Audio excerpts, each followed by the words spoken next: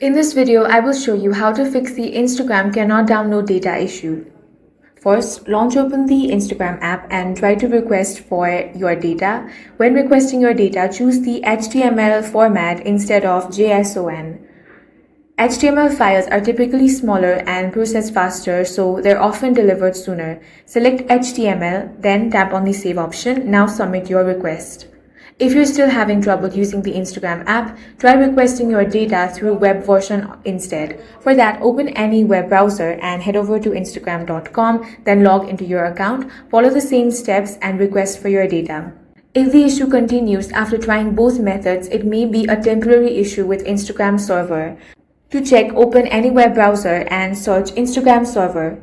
Open any reliable website such as Down Detector and check if there is any issue with the Instagram server. If there is, you simply want to wait until Instagram resolves this issue, then you want to request your information. If you still don't receive your data, submit a new download request after waiting and try again later. That's all for this video. If you found it useful, make sure to hit the like button and subscribe for more videos like this.